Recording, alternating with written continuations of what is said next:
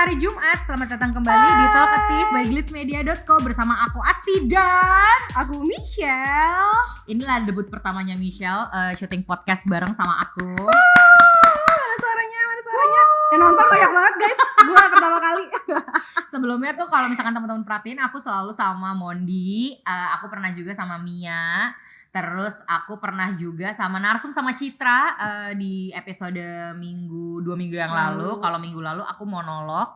Nah kali ini mumpung sama Michelle, dan aku sama Michelle nih kebetulan kita seumuran karena kita sama-sama geng 91.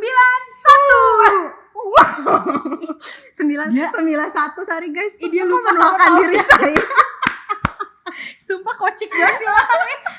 Anak 90-an. Nah, karena kita geng 91, jadi fase pertumbuhan dan perkembangan kita tuh kurang lebih eranya sama ya, Cel. Maksudnya kayak ya pas lo SD gue juga SD, pas lo SMP gue juga SMP gitu. Terus tontonan kita juga mungkin sama gitu. Nah, karena kita growing up di waktu yang sama, jadi hari ini mau bahas hal yang sebenarnya kedengarannya serius tapi mungkin juga enggak, karena kayaknya banyak teman-teman yang seumuran kita atau mungkin yang di atas kita atau mungkin yang sekarang di bawah kita lagi ngalamin ini nih, yaitu quarter life crisis atau QLC disingkatnya ya. Nah buat teman-teman yang nggak tahu QLC itu apa sih, ini aku jelasin dulu ya.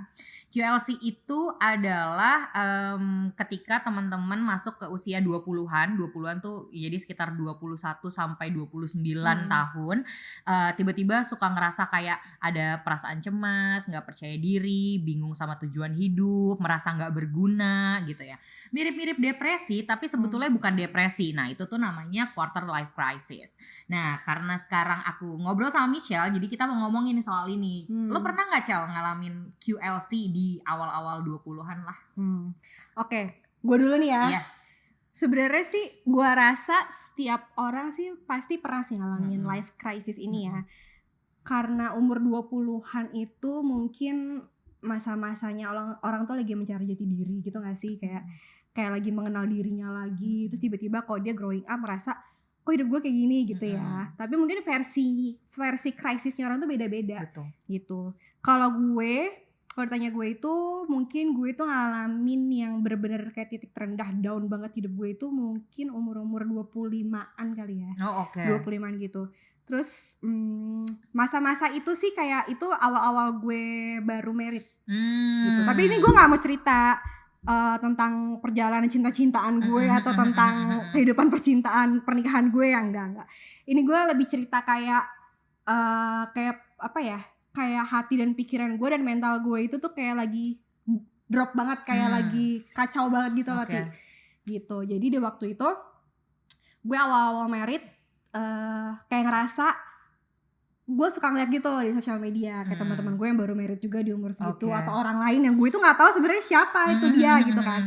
Terus kayak lihat kok hidupnya kayak happy banget ya sama suaminya sama pasangannya, kok kayaknya pernikahannya kok sweet banget, kok mereka kayaknya enjoy banget gitu gitu kan. Terus kayak si A udah hamil, wah si B kok udah mau lahiran gitu kan. Terus si C kok udah beli rumah aja gitu. Itu awal-awal nikah tuh gue kerasa banget sih kayak apa ya, kayak gue di titik apa ya, mungkin gue beres itu kayak growing up, tiba-tiba gue ngerasa ini hidup gue ada apa sih gitu. Tapi by the way lo tuh nikah umur berapa? 25. Pas 25 ya. Oke. 25. Terus udah gitu di waktu itu gue pas awal-awal married atau sebelum persiapan married tuh company tempat gue kerja waktu itu tuh keadaan lagi gak stabil. Terus, itu adalah company kita bersama sebenarnya ya. Aku dan Michelle tidak hanya berteman di Glitsmedia. Ups gitu. Terus habis itu gue ngeliat teman-teman gue di umur 25 waktu itu kayak mereka tuh lagi meniti karir lagi sukses-suksesnya nih. Kayak mereka kayak wah kayaknya kok mereka bersinar gitu ya, bersinar banget, sedangkan gue kok gini-gini aja gitu. Itu gue sempet bener-bener minder jadinya, terus jadi insecure. Pernah gue mengurung diri di apartemen, kayak gue gak mau ketemu siapa-siapa. Sampai gue bilang sama laki gue waktu itu, gue gak mau weekend gue gak mau ketemu temen gue dulu, gue mau di sini aja. Terus gue sampai nangis, gue sampai mikir kayak am I okay? Gue ada apa sama hidup gue kayak gitu loh. Dan gue merasa itu kayak salah satu quarter life crisis yang gue hadapi sih di umur 25 itu gitu. Tapi lo sempat ngerasa ini juga gak sih, apa jangan-jangan perasaan QLC itu muncul karena lo menikah terburu-buru misalnya. Lo ngerasa kayak mungkin harusnya gue tidak menikah umur 25 kali ya gitu. Ada sempat ngerasa gitu juga gak? Ada sempat ngerasa, tapi gue mungkin kayak seiring berjalannya waktu ya. Karena itu kan semuanya kan punya proses ya untuk kayak lo akhirnya balik lagi ke track lo gitu ya. Gue rasa kayak bukan salah gue menikah umur berapa sih. Merasa lebih kayak ke mungkin ini perjalanan gue untuk lebih jadi dewasa, untuk jadi diri gue dengan versi yang berbeda. Jadi gue harus melalui ini gitu sih menurut gue. Kalau lo gimana, Lo ada gak kayak momen-momen life crisis yang kayak gitu ya? 20-an awal-awal atau sekarang, atau kita kan gak tahu kan, karena kita masih beranjak ke 30 kan. Yes, betul. Gue gak tahu ya, tapi itu gini. Jadi kalau misalnya masalah tujuan hidup, gue tuh sebetulnya dari gue SMP, gue tuh udah tahu kalau di masa depan gue akan jadi penulis, intinya kayak gitu. Jadi setiap perjalanan gue yang kemudian gue lakukan, kayak pas gue SMA gue pilih jurusan IPS, padahal gue ditawarin masuk IPA. Terus pas gue kuliah gue ambil komunikasi. Itu semua gue lakukan karena gue udah tahu tujuan gue apa. Jadi ibaratnya gini, gue udah tahu nih gue mau ke Ancol, tapi masalahnya perjalanan gue ke Ancol itu yang menjadi pertimbangan. Apakah gue akan naik kereta, apakah gue akan naik gokar, apakah gue naik ojek, apakah gue akan naik MRT misalnya. Nah, dari sekian banyak pilihan ini, kira-kira mana yang risikonya paling kecil, mana yang risiko yang kira-kira bisa mempercepat gue untuk menggapai mimpi gue misalnya gitu, supaya gue lebih cepat ke tujuan gue, better gue ambil yang mana nih kayak gitu. Nah, gue itu entah kenapa ya Cel, dari kecil tuh gue begitu. Dari gue kecil tuh memang hidup gue tuh tapi jadinya kayak too much thinking sih somehow gitu. Tapi gue nggak tahu ya, kayaknya karena gue tahu tujuan hidup gue, jadi gue tuh fokus gitu loh. Kalau masalah kepribadian sih mungkin ada juga ya, kayak gue merasa ya kadang-kadang gitu, muka gue itu kan sebenarnya baby face ya. Cute. Banyak orang tuh, iya beneran, banyak orang itu waktu gue awal-awal 20-an ya selalu bilang kayak, iya ampun aku pikir kamu tuh masih kuliah, aku pikir kamu masih SMA gitu.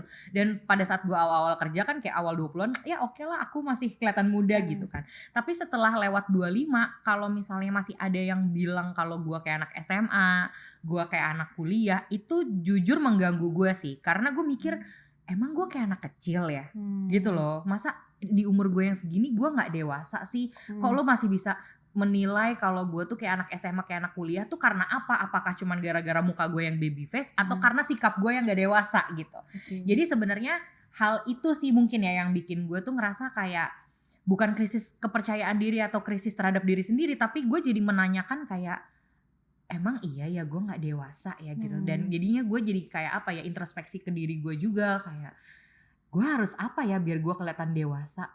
Apakah gue harus make up setiap hari misalnya, atau gue harus bisa beli rumah misalnya supaya gue diakui kalau gue orang dewasa, atau gue harus menikah dan punya anak supaya orang tuh mikir kayak gue udah ibu-ibu, udah jangan sebut gue kayak anak kecil lagi gitu. Tapi masalahnya kan sampai gue umur 29 ini pun gue kan gak punya pacar dan gue belum menikah kan. Jadi kadang-kadang ada juga sih pikiran-pikiran yang kayak gitu. Gue gak tahu sih ya itu termasuk ke dalam kategori QLC atau tidak, tapi gue pernah ngalamin itu tuh. Kayak gitu sih. Tapi kalau sampai lo kepikiran, sampai lo insecure ya mungkin tuh salah satu juga gak sih, kayak mungkin kali karena ya.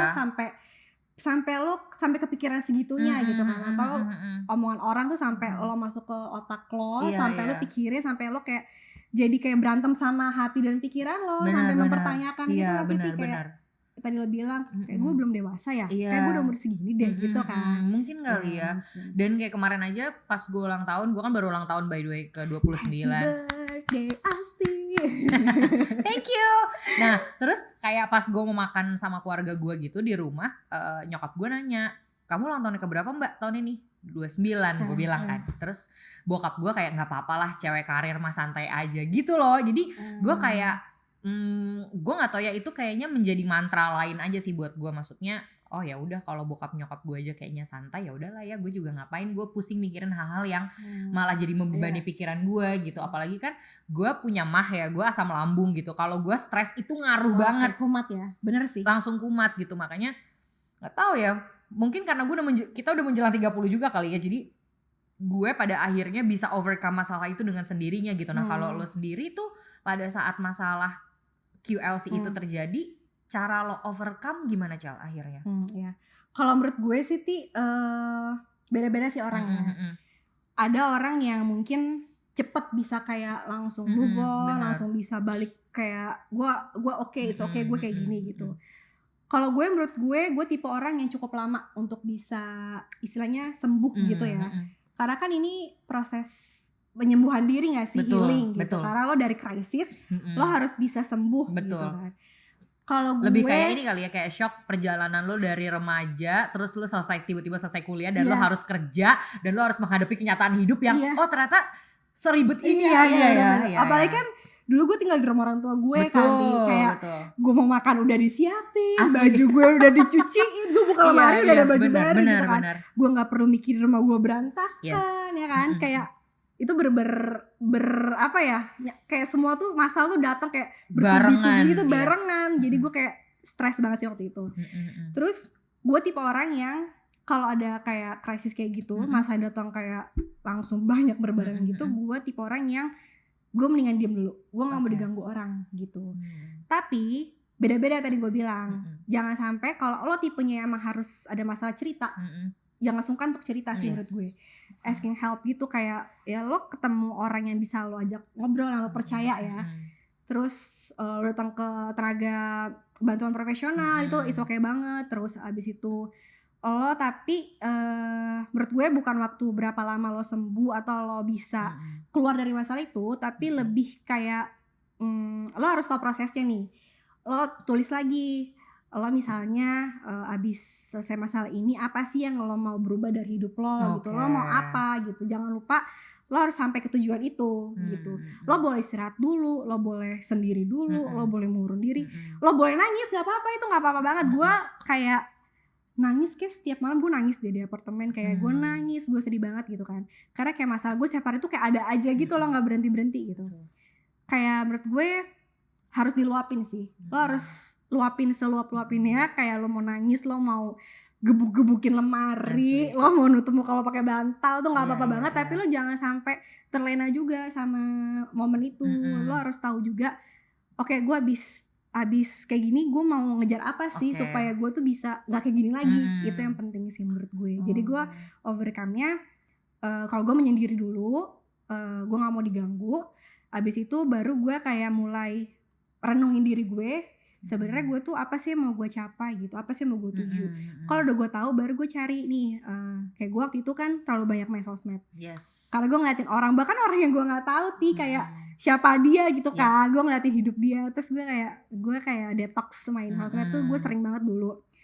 Bahkan gue pernah ngapus Instagram di handphone gue, aplikasinya, biar gue tuh nggak kayak buka handphone ngeklik Instagram gitu. Karena kadang-kadang ngeklik Instagram tuh kayak otomatis ya. Iya benar gitu. Bahkan kita lebih sering buka Instagram daripada WhatsApp, apalagi grup WhatsApp.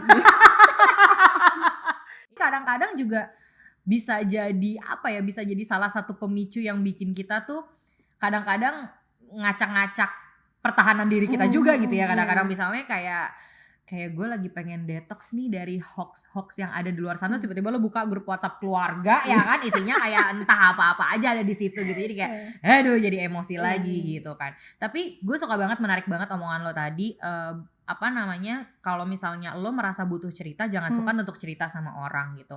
Tapi mungkin ini juga kali ya Cal, kalau misalnya kan gini, ada orang yang bilang, ini terjadi juga sih pasti ya dalam hidup kita. Ketika lo semakin dewasa, pasti circle lo kan semakin kecil. Iya kan? Itu kan pasti banget gitu. Lo pasti akan main dengan orang yang itu lagi. Pokoknya lo nggak akan.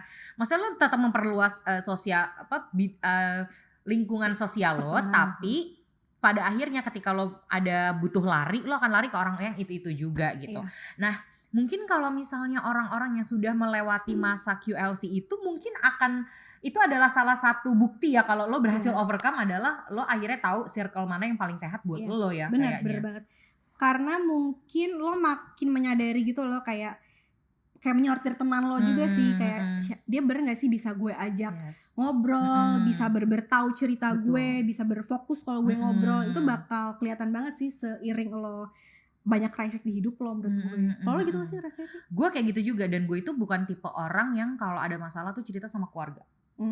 Gue tuh anti keluarga, maksudnya kalau gue punya masalah gitu ya, karena dari gue kecil tuh bokap gue selalu punya kebiasaan kayak gini, Cel. Setiap gue tanya sesuatu, misalkan gue tanya, bapak ini apa sih artinya, bapak ini maksudnya apa gitu, pasti bokap gue akan suruh kayak, tuh kamu kerak buku, coba buka buku yang sampulnya warna hijau, kamu baca di situ jawabannya ada di situ gitu.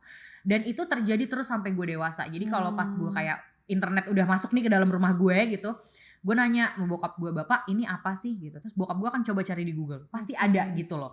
Jadinya tuh bokap gue tuh memang mengajarkan gue untuk tumbuh sebagai manusia yang mandiri, dengan cara ketika lo punya masalah, lo punya problem, lo cari solusinya sendiri gitu loh. Nah sekalinya ketika gue cerita sama bokap gue, kadang kan lo pengennya cuma didengerin doang, bokap gue tuh malah ngeritik.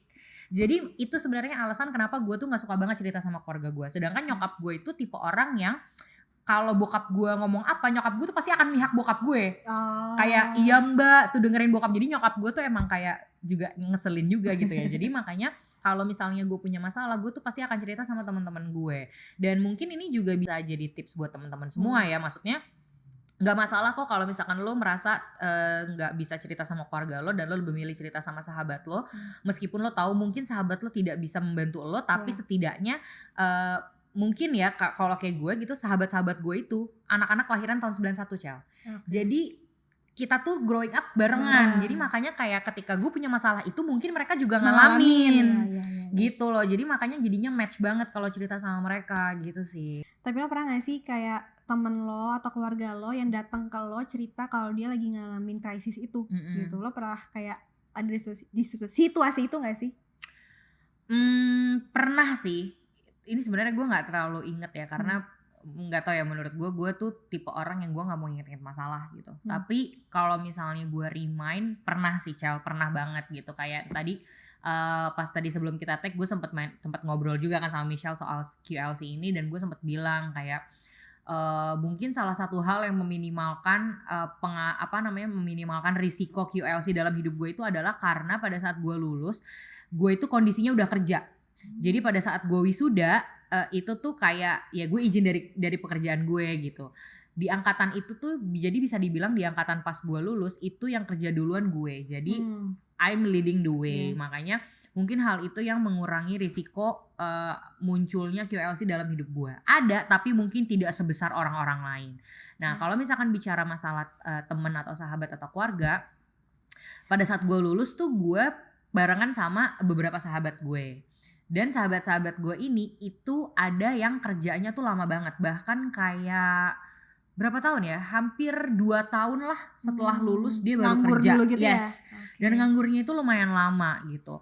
Jadi ketika misalnya dia ngajak main gitu, gue bilang kayak aduh sorry nih gue gak bisa gitu. Apalagi dulu waktu zaman-zaman kerja di majalah kan kayak paham lah ya capeknya kayak apa gitu. Jadi kalau weekend tuh gue udah pengennya di rumah aja gitu istirahat. Nah sedangkan temen gue tuh pengennya main sama gue pada saat weekend kan. Karena kan dia pikir ya gue cuma bisa di weekend gitu. Jadi pas dia ngajak main gue gak bisa gitu. Dan apa ya, pada saat itu sih gue nggak terlalu mikirin, yang gue pikirin ya diri gue aja, mungkin karena kan gue masih di awal 20-an gitu. Tapi setelah gue pikir-pikir mungkin sebetulnya pada saat itu dia tuh lagi mengalami masalah QLC itu dan dia tuh butuh orang untuk ditemenin gitu kan. Biasanya sih yang gue lakukan ke sahabat-sahabat gue tuh adalah ketika mereka cerita gue dengerin. Itu penting sih satu ya. Itu dengerin. Penting. Gue selalu dengerin. Jadi mereka mau cerita apa udah gue dengerin aja. Gitu, mau dia telepon gue kayak mau dia cuman voice note kayak mau dia ngetik gitu misalnya, gue akan dengerin. Kalaupun misalnya mereka punya masalah dan mereka tidak mau cerita, gue nggak akan paksa. Gue adalah tipe orang yang nunggu, nggak apa-apa itu, karena menurut gue itu hak dia punya masalah, dia mau cerita gue dengerin, enggak juga nggak apa-apa gitu. Bahkan ketika ada teman-teman gue yang pasti ada juga sih dalam pertemanan kita yang kayak ih kok dia telat gaul ya, lo ngerti gak istilah telat gaul? Kayak tiba-tiba kok lo jadi hype banget, kok lo tiba-tiba jadi clubbing mulu, lo mabok mulu, sedangkan kayak gue udah melakukan itu gitu. Sedangkan kayak itu zaman-zaman gue kuliah deh kayaknya, kok lo telat banget gitu. Nah mungkin sebenarnya lo sebagai teman tidak boleh ngejudge itu, mungkin karena memang dia lagi mengalami QLC dan dia sedang mencari pelarian. Mungkin dia merasa dengan dia melakukan hal yang tidak wajar atau tidak biasa dia lakukan, mungkin itu malah bikin dia happy kan, kita nggak tahu ya gitu. Jadi kalau misalkan saran gue kalau misalnya ada teman-teman atau keluarga atau sahabat atau siapapun di sekitar kita yang kira-kira kok tanda-tandanya kayaknya dia lagi ngalamin QLC nih gitu, dampingin terus aja. Pokoknya lo usahakan selalu ada di sampingnya. Entah dia butuh lo atau gak butuh lo pastikan bahwa lo akan selalu ada buat dia gitu. Cara nunjukinnya banyak, tidak harus selalu dengan lo dempetan kayak gini terus tiap hari gitu. Tapi pokoknya lo meyakinkan aja dengan cara lo sendiri, sistem persahabatan lo bahwa kalau misalkan lo punya masalah, gue gak selalu ada. Lo telepon gue pasti akan angkat. Lo chat gue pasti akan balas. Kalau lo mau cerita, gue pasti akan dengerin. Intinya kayak gitu sih. Jadi kalau menurut gue sih mungkin yang paling penting itu ya, karena kan orang-orang yang lagi ngalamin masalah kayak gitu kan mereka tuh sebenarnya apa ya, bukan hanya bingung dengan situasinya, tapi dia tuh bingung juga dengan diri dia sendiri kan. Kayak mungkin klimaksnya adalah gue tuh siapa sih gitu. Bahkan dia sendiri aja, misalkan kayak gue Andiasti Ajani, gue gak yakin gue tuh beneran Andiasti Ajani apa bukan gitu kan. Jadi menurut gue kayaknya penting sekali untuk didampingin gitu. Tapi kalau misalnya kondisi temen lo itu kira-kira yang udah butuh penanganan lebih, jangan ragu untuk yakinkan dia atau bawa dia ke ahlinya, yaitu ke psikolog gitu, untuk adain konseling gitu ya segala macam. Menurut gue kayak gitu sih. Kalau lo gimana? Gue setuju sih sama Oti, kayak jadi pendengar yang baik itu penting banget. Tapi gue pengen nambahin sih, kadang gue sekarang ngerasa gini sih, kadang kalau gue cerita, karena gue ngalamin ini juga, gue pernah cerita sama teman gue, terus dia judge lo? Ya gue nggak, dia bukan judge, dia mungkin memberikan nasihat yang gue nggak bisa terima. Kayak udah bersyukur aja, kayak that's not the point. Iya, gue gak butuh kata-kata bersyukur waktu itu gitu kan. Kayak gue bukan istilahnya gue harus bersyukur atau apa gitu loh. Itu sih mungkin kayak tips tambahan. Kalau temen lo datang kalau lagi sedih, lagi stres, jangan cepet-cepet ngasih solusi yang kayak seakan-akan lo itu pernah melewati itu, punya masalah lebih besar dari itu, ngegampangin itu. Jangan kayak udahlah bersyukur aja, gue pernah kok kayak gitu, buktinya gue bisa nih kayak gini. Itu jangan kayak gitu sih. Itu penting banget. Dengerin aja, atau tanya sama dia, apa sih yang bisa buat gue lo lebih tenang kayak gitu. Terus ya bener lo bilang, gak perlu kayak mesti ketemu setiap hari dan betan-betan. Cek dia aja misalnya kayak berapa hari sekali, gimana, udah lebih baik gak gitu. Kalau dia butuh ditemenin ya lo datang temenin gitu. Jadi jangan sekali-sekali meremehkan masalah orang. Iya, betul. Walaupun lo melihatnya kayak masalah gue lebih besar deh. Masalah lo gitu doang. Itu jangan sampai sih terucap gitu. Lo mungkin kalau di pikirannya udah stop di pikiran lo aja, jangan sampai mengeluarkan kata-kata yang buat dia makin down dan stres. Betul. Iya, tapi itu benar banget sih. Kayak makanya kalau misalkan ada teman gue yang cerita soal masalah-masalahnya, gue akan selalu kayak ya udah nikmatin aja. Nanti juga pasti akan muncul kok solusinya. Kalau misalkan lu belum tahu solusinya, ya udah diam aja, udah nggak usah mikir, nggak usah apa gitu. Pokoknya yang paling gue tekanin tuh kalau misalkan ada teman gue yang punya masalah, apapun masalahnya ya, tidak cuma masalah-masalah yang terkait dengan QLC gitu. Gue minta mereka untuk kayak jangan stres. Lo jangan terlalu mikirin udah, karena sebenarnya kuncinya adalah kalau lo mikirin masalah, semua orang itu punya masalah, bukan cuma lo doang. Jadi kayak udah gak usah dipikirin gitu. Lo cerita sama gue kayak gini pun juga gue punya masalah kok gitu. Jadi kayak jangan pernah berpikir bahwa di dunia masalah yang lo hadapin itu adalah masalah paling berat di dunia. Jangan pernah mikir kayak gitu. Itu yang selalu gue bilang sih ke temen gue, kayak udah santai aja. Maksudnya kayak gue tahu lo pasti akan mikirin ini, gue tahu lo pasti sedang merasa cemas dengan masalah yang lo hadapi. Tapi kalau misalnya kecemasan dan lo pikirin itu tidak bisa mengubah apapun, kayak ya udah nikmatin aja gitu. Karena pada akhirnya ketika lo tenang, lo calm, lo akan menemukan solusinya sendiri gitu sih. Gitu. Dan ini juga ya pertanyaan yang paling sering ditanyain sama orang-orang yang mengalami QLC atau midlife crisis, kalau untuk orang-orang yang usia 40-an, 50-an gitu, adalah are you happy with your life? Itu juga itu kayak susah sih menjawab itu ya. It's another things ya, tapi itu juga banyak banget tuh ditanyain tuh biasanya, Cel. Nah, kalau lo tuh gimana? Jujur sih kalau gue menjawab itu mungkin nggak bisa langsung menjawab yes I'm happy atau kayak no gue belum happy. Itu gak segampang itu sih. Karena itu menurut gue refleksi, balik lagi sih ke diri kita masing-masing, refleksi kita gitu. Happy kita sama happy orang lain itu berbeda. Betul. Gitu. Jadi kalaupun gue bilang gue happy menurut versi gue, mungkin menurut orang lain kayak lo belum happy deh gitu. Jadi menurut gue untuk menjawab itu cuman gue dan diri gue sih yang tahu. Betul. Gitu. Kalau gue tipsnya sih menjawab lo happy gak sih sama hidup lo, ya lo lihat aja pencapaian-pencapaian kecil yang udah lo coba, baby steps lah istilahnya. Lo udah keluar pelan-pelan, itu berarti lo udah mulai happy sama hidup lo. Maksudnya lo udah move on, lo udah meninggalkan sedikit kesedihan lo pelan-pelan, ya berarti lo udah mulai enjoy sama hidup lo, tuh lo happy gitu. Jadi happy itu gak selalu yang gue udah harus bisa jadi ini, gue harus bisa punya ini gitu sih. Menurut gue itu apa ya, pembahasan yang berbeda lagi sih gitu. Tapi kalau ada orang nanya kayak gitu sama lo, kalau gue mungkin akan senyum, terus akan membawa itu ke refleksi diri gue aja. Dan gue mungkin akan, oh gue bisa kok ternyata keluar dari masalah itu. Jadi itu sih happy kayak gitu, yang hal-hal kecil sih yang bisa buat gue happy sebenarnya ternyata di hidup gue gitu. Kalau lo gimana? Kalau gue ditanya am I happy with my life? Yes, I'm happy. Tapi gini, maksud gue gini, kalau ditanya gue happy apa enggak, gue happy karena segala hal yang sekarang gue lakukan itu adalah keputusan yang kayak tadi gue bilang, yang tadi gue sebutin di awal. Semua yang gue lakukan sekarang itu adalah keputusan yang memang sudah gue pikirkan matang-matang untuk gue lakukan. Gitu. Jadi dari sekian banyak pilihan, kenapa pilihan ini yang gue pilih? Karena menurut gue ini yang paling make sense. Ini yang paling memungkinkan untuk gue jalankan, dan ini yang paling memungkinkan risikonya kalau misalkan gue jalanin tuh kayaknya ini gue sanggup deh kayak gitu. Tapi yang menjadi masalah adalah gue sadar bahwa life is not fun sometimes. Gue sadar kalau hidup tuh nggak selalu menyenangkan gitu. Tapi kalau misalkan secara garis besar gue happy atau tidak, of course gue happy, karena segala hal yang ada dalam hidup gue itu adalah hasil keputusan gue sendiri. Gue tidak pernah disetting sama orang lain, kecuali saat gue lahir itu keputusan Tuhan. Terus saat gue masuk TK itu keputusan nyokap gue. Saat gue masuk SD itu juga keputusan bokap nyokap gitu. Tapi pada saat gue masuk SMP, SMA, gue kuliah, nyokap bokap gue itu memberikan gue pilihan. Ya lu terserah kamu mau kuliah di mana, pokoknya budget bapak ibu segini, ya terserah kamu mau gimana gitu.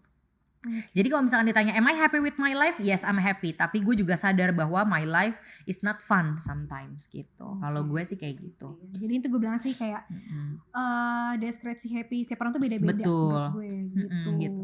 Dan gue itu tipe orang yang gue nggak tahu ya, karena gue Leo, golongan darah gue AB, kepribadian gue ambivert. Jadi gue tuh level kebahagiaannya tuh receh banget gitu. Jadi kayak ada hal kecil aja tuh gue bisa bikin gue seneng banget. Tapi kalau misalkan ada hal yang bikin gue bete, itu bisa kedalaman juga. Karena sebenarnya kalau misalkan mau diikutin, gue tuh tipe orang yang dendaman person gitu. Tapi karena gue tahu sifat itu nggak baik, gue tuh jahat orangnya. Jadi gue tuh nggak galak, gue itu nggak judes, gue itu jahat. Tapi karena gue tahu itu nggak baik, jadi gue tidak mau mempertahankan sifat itu gitu. Makanya karena gue tidak mau mempertahankan sifat itu, gue terus berusaha mencari cara apa nih yang kira-kira bisa menjadi cara gue untuk membahagiakan diri gue atau membuat hidup gue lebih menyenangkan. Ya udah, akhirnya banyak hal lah, kalau misalkan kayak kita di kantor kita TikTokan gitu, kayak gue nggak pernah kepikir kan gue akan gabung TikTok, tapi ternyata TikTok tuh bikin kita happy. Gitu. Benar itu tadi gue bilang kayak hal kecil ternyata tuh bisa buat gue happy gitu. Jadi kalau balik lagi sekali lagi ke pertanyaan apakah gue happy dengan hidup gue, yes gue happy, tapi gue juga sadar bahwa hidup gue tidak selalu menyenangkan, intinya gitu sih. Oke, terus apa lagi ya yang mau kita bahas nih, gak akan ada habisnya ya kalau bahas tentang kayak, QLC ini. Obrolannya kayak berat, tapi sebenarnya tuh gue yakin banget sih teman-teman yang nonton pasti juga kayak ternyata gue gak sendiri. Dengerin, betul. Yang dengerin kayak ternyata gue gak sendiri ya, ternyata bukan gue aja punya masalah gitu. Jadi ya semoga lah obrolan kita ini buat teman-teman di sana kayak ngerasa mereka itu punya teman lain yang ternyata punya masalah juga. Betul. Dan ini juga kalau misalnya kayak teman-teman ada yang seumuran kita, kayak kita kan sekarang umurnya 29, udah sampai 29 tahun masih belum bisa overcome, jangan sedih karena gue yakin banget di luar sana pasti banyak teman-teman yang seumuran kita atau mungkin sudah di atas kita tapi belum bisa overcome juga dari QLC ini gitu. Karena memang pada akhirnya ya lo bisa overcome atau tidak atau belum ya, bukan tidak, lo bisa overcome cepat atau lambat, itu semua tergantung dengan pribadi masing-masing. Jadi jangan pernah membandingkan diri lo dengan orang lain, jangan pernah berpikir kalau you are not good enough. Tidak seperti itu. Tuhan itu menciptakan manusia itu pasti ada alasannya, dengan segala kebaikan, dengan segala kasih sayang, dengan segala cinta. Jadi jangan berpikir bahwa lo adalah manusia yang tidak berguna. Stop mikir kayak gitu, nggak boleh mikir kayak gitu ya. Kalau misalnya ada orang yang bilang, hidup lo gak berguna banget, diemin aja, gak usah dipikirin. Biasanya orang-orang yang semakin speak up itu adalah orang-orang yang kosong. Contoh misalkan kayak tong kosong, semakin kosong tongnya, kalau lu pukul bunyinya akan makin kencang kan gitu. Jadi kayak gak usah dipikirin, pokoknya kita bergerak sama-sama, kita semua pasti bisa ngelewatin masa-masa QLC ini. Semangat guys. Gue yakin banget sih masa-masa QLC ini tuh buat kita makin strong. Yes, benar. Generasi milenial semangat. Sampai ketemu di konten berikutnya. Dadah. Bye.